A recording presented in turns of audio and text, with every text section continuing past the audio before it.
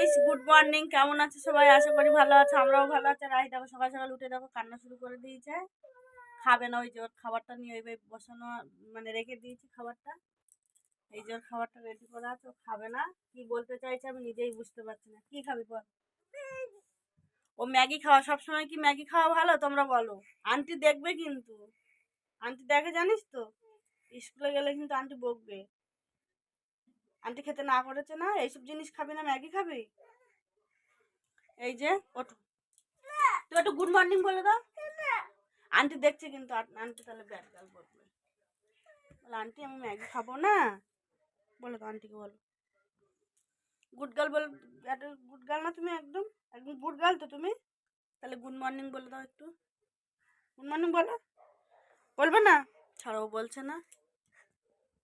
এদিকে দেখো আমি রান্না বসিয়ে দিয়েছি, ডালটা আমার হয়ে গেছে। আর এদিকে বাঁধাকপি আলু শিম ভাজা করবো, তার জন্য ভাজাটা আমি বসিয়ে দিয়েছি। আর রাহি চলে গেছে ওর পিসি বাড়িতে, ওর পাপা গিয়ে দিয়ে এসছে।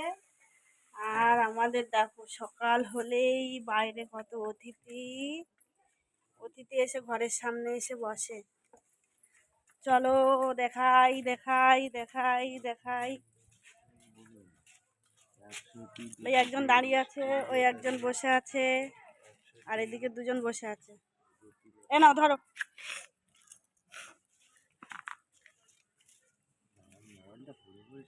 পেঁয়াজটা আমি ছাড়িয়ে রেখেছি, রস বের করবো, করে মাথায় দেবো। আমার মাথায় খুব চুল উঠছে। আমার রান্না তো কমপ্লিট হয়ে গেছে। আর এদিকে মায়ের জন্য সাদা আলুর তরকারি করেছিলাম, ওটাও রেডি হয়ে গেছে। আর এদিকে ভাতও আমি বসিয়ে দিয়েছি, দিয়ে আমি স্নান করে ঠাকুর দিয়েও নিয়েছি। একটু মাথায় পেঁয়াজের রস দিয়েছিলাম, তোমাদেরকে দেখিয়েছিলাম যে পেঁয়াজটা মানে গোটা ছাড়িয়ে দিয়েছি, তোমাদের দাদাভাই ঘষে একটু রস বের করে দিয়েছে। আমি ওটাকে একটু মাথায় দিয়ে নিয়ে একটু শ্যাম্পু করে নিয়েছি। তার মধ্যে আমার স্নান টান করে ঠাকুর দেওয়াও কমপ্লিট হয়ে গেছে। আর বাবা গেছে এখন জল নিয়ে আসতে। আর রাহি এখনো বাড়িতে আসেনি, দেখা যাক কখন আসে, আনতেও যায়নি। তো চলো। তুই আর একজন এই যে পিপির বাড়ি দিয়ে বাড়ি এসে মিষ্টি খাবে। কি মিষ্টি এটা? লতগোল্লা মিষ্টি। আন্টি ফোন করে দিল, স্কুলে যাচ্ছে না কেন? গেলে মাপবে। হ্যাঁ হ্যাঁ মাপবে। মিষ্টি খাত। মানুষের কাজ না থাকলে যা হয়, যেমন আমার এখন কাজ নেই, আমি একটু শাড়ি পরে নিয়েছি ঢং দিতে দিতে। ঢং দিয়ে শাড়ি পরে নিয়ে আমি একটু রিলস বানাবো তাই। আর এদিকে রাহি দেখো ঘুমাচ্ছে। ও জেগে থাকলেও এত দুষ্টুমি করে, আমাকে একটু রিলসও বানাতে দেয় না ও ঠিকঠাকভাবে। তো চলো আমি একটু রিলস বানিয়ে নিই। রাহি উঠুক, উঠলে দেখা হচ্ছে। রাহি এই ঘুম থেকে উঠে মামার কোলে বসে আদর খাচ্ছে। এখন রাহির পাপা আসছে, ফোন করেছি। রাহি একটু রাস্তার দিকে যাবে, একটু ঘুরু ঘুরু করতে, ফুচকা খেতে। আমার জন্য ফুচকা আনবে তো? আমার জন্য ফুচকা আনবে, রাহি যাবে। আলু নেবো। আলু?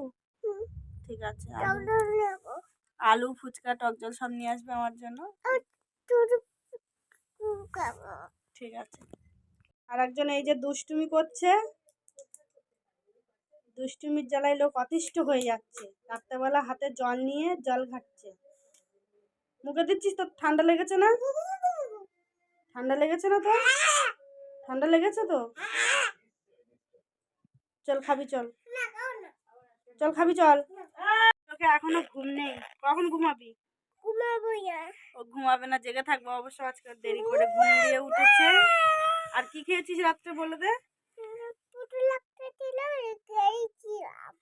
খেলছিলি তো পুতুল নিয়ে, তা কি খেয়েছিস কি রাত্রে?